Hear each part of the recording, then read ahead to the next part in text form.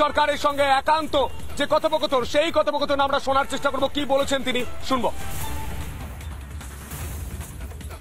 যে পরিসর রয়েছে, যে জায়গাতে আমরা দাঁড়িয়ে রয়েছি, সামনে আর মাত্র হাতে গোনা কটা মাস 2024-এর নির্বাচন, সেই জায়গা থেকে দাঁড়িয়ে বিজেপির নতুন রাজ্য সভাপতি, তার কাছে কি মনে হয় কোন কোন জায়গাগুলো সব থেকে বেশি চ্যালেঞ্জের হতে পারে, বা কোন কোন জায়গাগুলো নিয়ে সব থেকে বেশি কাজ করার দরকার, কোন কোন বার্তাগুলো তৃণমূল স্তরের মানুষের কান পর্যন্ত পৌঁছানো দরকার হবে এই সময় এই রাজ্যের বর্তমান পরিবেশে?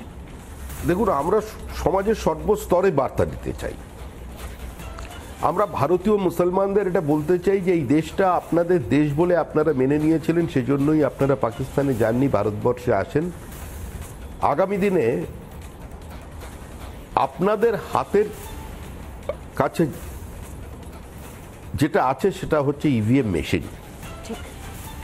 আপনি ভোট দেওয়ার আগে একবার চিন্তা করবেন যে আপনাদের ভবিষ্যৎ প্রজন্মের হাতে কি পাথর থাকবে না বই থাকবে, আপনাদের ছেলে মেয়েদের হাতে কি তরোয়াল থাকবে না পেন থাকবে, সরকারি চাকরিতে আপনাদের প্রতিনিধিত্ব কত শতাংশ হবে, আপনাদের ছেলে মেয়ের মেধা কি সে জায়গায় থাকবে না আপনারা এখনো পর্যন্ত ওই খারিজি মাদ্রাসায় কিছু মানুষ যে আপনাদের পিছিয়ে নিয়ে যেতে চায় আজকে তাদের সঙ্গে থাকবেন। আপনাদের গ্রামগুলো সংঘর্ষমুক্ত থাকবে কিনা, এই বার্তা থাকবে।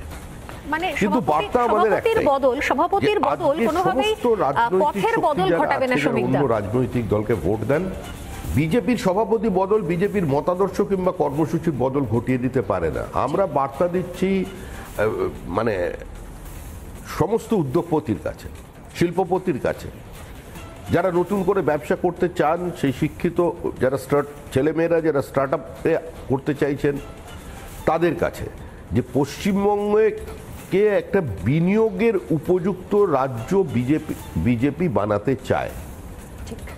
ডেস্টিনেশন বেঙ্গল শুধু স্লোগানে নয়, তারা একটা বাস্তব ভিত্তি নিয়ে আসতে চায়, মানুষকে ভয়মুক্ত করতে চায়, শিক্ষাঙ্গনকে সংঘর্ষমুক্ত করে দিতে চায়, এবং সর্বোপরি পশ্চিমবঙ্গকে কোনো ইসলামিক রিপাবলিক হতে বিজেপি দেবে না।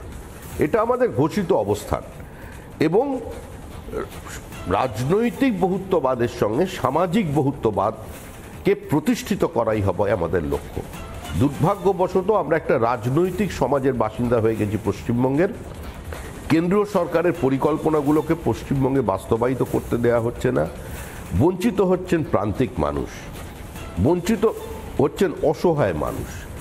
আজকে যাদের কেন্দ্রের প্রকল্পগুলো পশ্চিমবঙ্গে ঠিকঠাক বাস্তবায়িত হয়, মানুষের অর্জিত টাকা, যে টাকা তারা প্রত্যক্ষ বা পরোক্ষ করের মধ্যে দিয়ে রাজ্য বা কেন্দ্রের কাছে জমা রেখেছে, সেই টাকাটাই যখন তাদের কাছে ফিরে আসছে, প্রাতিষ্ঠানিক লুট আর সীমাহীন লোভ বা তৃণমূল কংগ্রেস যেখানে অন্তরায় হয়ে দাঁড়িয়েছে, আমরা সেটাকে দূরে সরিয়ে দেব।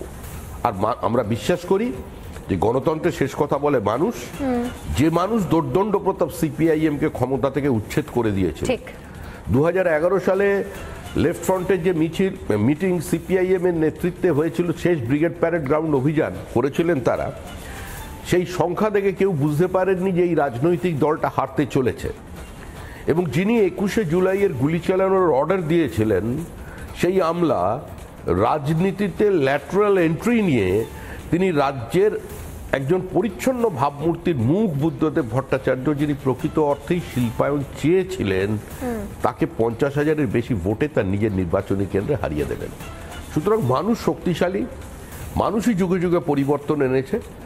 মানুষ যদি বাস্তিলের দুর্গ ভাঙতে পারে, মানুষ যদি পূর্ব ইউরোপে এদের পতন ঘটিয়ে দিতে পারে, মানুষ যদি বার্লিন ওয়ালকে ভেঙে ফেলতে পারে, তাহলে মানুষ এই স্বৈরাচারী, অসহিষ্ণু, প্রতিহিংসা পরায়ণ তৃণমূল কংগ্রেসকে উৎখাত করে দেবে। এবং বিশ্বাস করুন, বিশ্বাস রাখুন এটা, যে এই নির্বাচনটা কোনো রাজনৈতিক দলের হাতে নেই, এই নির্বাচন মানুষের হাতে। মানুষ বাইনারি তৈরি করেছে, এবং ওই বাইনারির উপরে দাঁড়িয়ে থেকেই মানুষ এবার তৃণমূল কংগ্রেসকে বিসর্জন দিয়ে দেবে। 2026-এর নির্বাচন তৃণমূলের বিসর্জন।